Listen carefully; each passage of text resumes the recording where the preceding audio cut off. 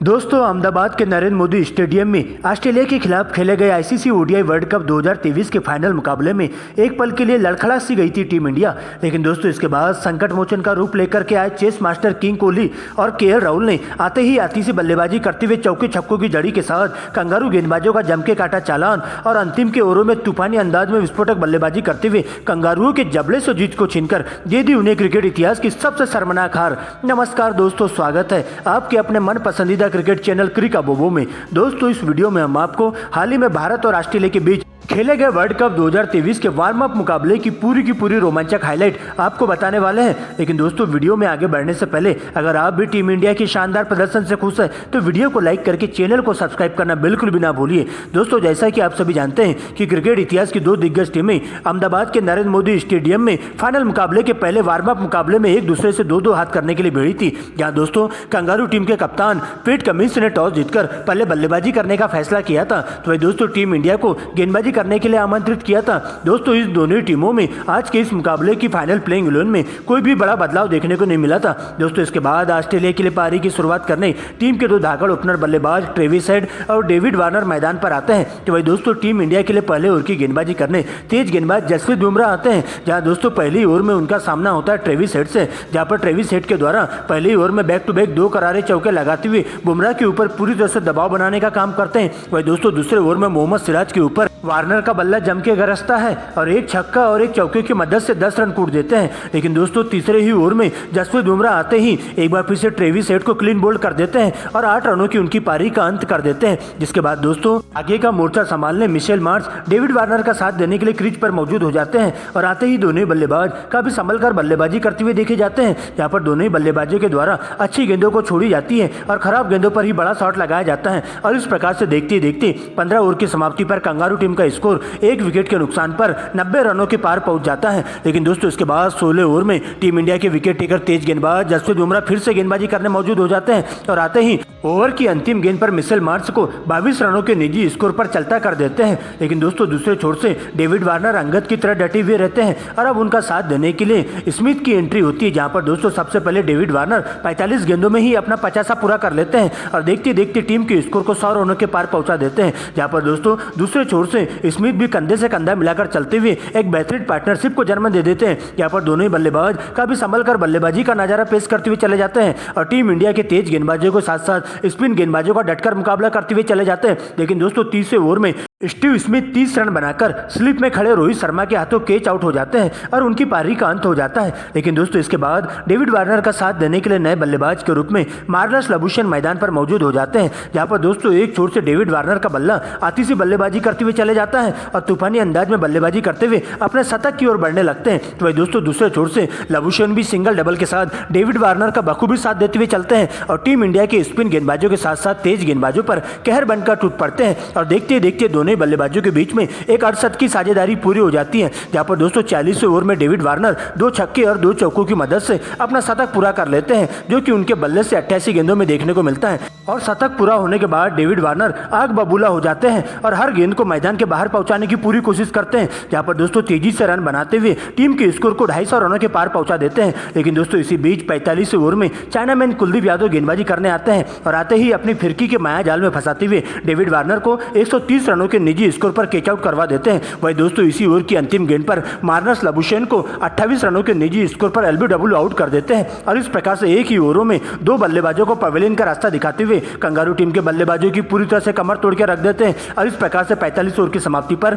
Australia team का score 5 wicket के नुकसान पर 260 रनों तक पहुंच जाता है। इसके बाद 2 नए बल्लेबाज जोश इंग्लिश और मैक्सवेल की एंट्री होती है। जहां पर दोनों ही बल्लेबाज आगे का मोर्चा संभालते हुए टीम के लिए जरूरी रन जोड़ने का काम करते जाते हैं। जहां पर दोस्तों, अंतिम के 5 ओवरों में दोनों ही बल्लेबाजों के द्वारा आती सी बल्लेबाजी देखने को मिलती है। यहाँ पर दोस्तों, सबसे पहले 46वें ओवर में सर जडेजा के ऊपर हावी होते हुए मैक्सवेल का विकराल रूप देखने को मिलता है। जहाँ पर दोस्तों, इसी ओवर की अंतिम की 3 गेंदों पर 3 लगातार गगनचुंबी छक्के लगाते हुए सर जडेजा की पूरी तरह से लाइन लेंथ बिगाड़ कर रख देते हैं। वही दोस्तों, इसके बाद 47वें ओवर में जोश इंग्लिश भी बहती गंगा में हाथ धोते हुए 2 छक्के और 2 चौकों की मदद से 20 रन कूट देते हैं। और इस प्रकार से दोस्तों, अंतिम के ओवरों में तेजी से रन बनाते हुए दोनों बल्लेबाजों के बीच में मात्र 26 गेंदों में ही एक 68 की साझेदारी पूरी हो जाती है और 48 ओवर की समाप्ति पर टीम का स्कोर 5 विकेट के नुकसान पर 290 रनों तक पहुंच जाता है। लेकिन दोस्तों इस साझेदारी के ताबूत में कील ठोकने के लिए 49वें ओवर में चाइनामैन कुलदीप यादव की एंट्री होती है, जहां पर दोस्तों शुरुआत की 2 गेंदों में एक छक्का और एक चौके की मदद से मैक्सवेल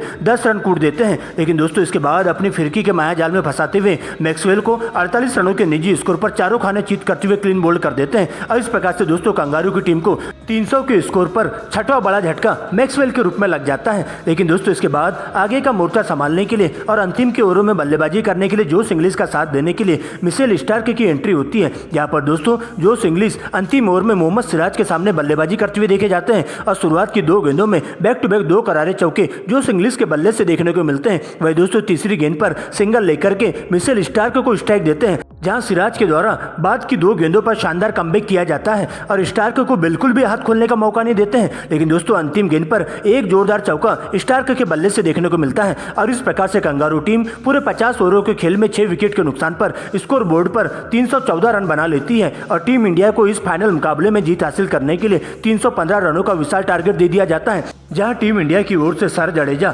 चाइनामैन कुलदीप यादव और जसप्रीत बुमराह के खाते में 2-2 विकेट जाते हैं। दोस्तों इसके बाद 315 रनों के विशाल टारगेट का पीछा करने टीम इंडिया के 2 धाकड़ ओपनर बल्लेबाज रोहित शर्मा और शुभमन गिल मैदान पर मौजूद हो जाते हैं। वही दोस्तों ऑस्ट्रेलिया के लिए पहले ओवर की गेंदबाजी करने तेज गेंदबाज मिशेल स्टार्क आते हैं, जहां पर दोस्तों शुरुआत की 2 गेंदों पर Rohit Sharma back to back 2 चौके लगा देते हैं और अंतिम गेंद को सीधा दर्शक दीर्घा में 6 रनों के लिए भिजवा देते हैं। दोस्तों इसके बाद दूसरे ओवर में शुभमन गिल भी बहती गंगा में हाथ धोते हुए दिखाई देते हैं और बैक टू बैक 2 करारे चौके फाइन लेग की दिशा में गिल के बल्ले से देखने को मिलते हैं और इसी तरह आती सी बल्लेबाजी करते हुए दोनों ही बल्लेबाज टीम इंडिया को ठोस शुरुआत देने का काम करते हैं और पहले 6 ओवरों में टीम इंडिया को बिना विकेट गंवाए स्कोर बोर्ड पर 60 रनों तक पहुंचा देते हैं। लेकिन दोस्तों इसी बीच 7वें ओवर की गेंदबाजी करने तेज गेंदबाज कैमरन ग्रीन आते हैं और शुभमन गिल को पॉइंट की दिशा में 26 रनों के निजी स्कोर पर कैच आउट करवा के उन्हें पवेलियन का रास्ता दिखा देते हैं और इस प्रकार से टीम इंडिया को पहला बड़ा झटका 62 के स्कोर पर लगता है। लेकिन दोस्तों इसके बाद नए बल्लेबाज के रूप में विराट कोहली मैदान पर मौजूद हो जाते हैं, जहां पर दोस्तों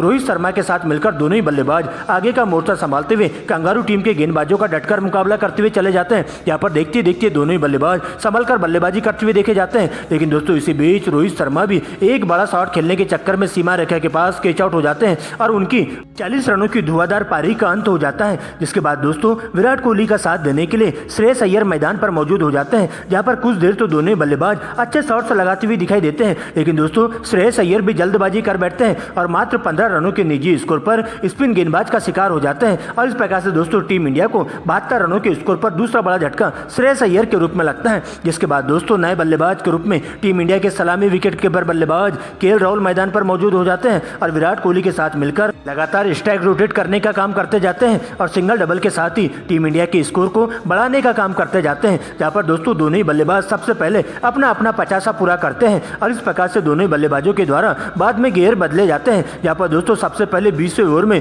विराट कोहली का तूफान देखने को मिलता है, जहां विराट कोहली एक बार फिर से 2 बैक टू बैक चौके लगाते हुए कंगारू गेंदबाजों पर दबाव बनाने की पूरी कोशिश करते हैं। तो भाई दोस्तों 25वें ओवर में केएल राहुल भी अपने ही अंदाज में बल्लेबाजी करते हुए देखे जाते हैं, जहां पर दोस्तों केएल राहुल का बल्ला इस कदर से गरजता है कि एडम जंपा के एक ही ओवरों में 2 छक्के और 2 चौकों की मदद से 20 रन कूट देते हैं और इसके बाद तो दोनों ही बल्लेबाज पीछे मुड़कर नहीं देखते हैं और तेजी से रन बनाते हुए अपने अपने शतक की ओर बढ़ने लगते हैं और इस प्रकार से 30 ओवर की समाप्ति पर टीम इंडिया का स्कोर 3 विकेट के नुकसान पर 182 रनों तक पहुंच जाता है। लेकिन दोस्तों इसके बाद लगातार बढ़ रहे स्ट्राइक रेट को देखते हुए दोनों ही बल्लेबाज अपने गियर बदलते हैं, जहां पर 5वें गियर में बल्लेबाजी करते हुए टीम के लिए ज्यादा से ज्यादा चौके छक्के लगाना चालू कर देते हैं और कंगारू टीम के स्पिन गेंदबाजों के साथ साथ तेज गेंदबाजों की पूरी तरह से बत्तियां उधेड़ देते हैं, जहां पर दोस्तों दोनों ही बल्लेबाज हर ओवरों में लंबे लंबे छक्के लगाते हुए टीम को जीत की दहलीज पर ले जाने की पूरी कोशिश करते हैं और इस प्रकार से दोनों ही बल्लेबाजों के बीच में 203 गेंदों में 150 रनों की अटूट साझेदारी पूरी कर लेते हैं और आगे भी इसी अंदाज में बल्लेबाजी करते हुए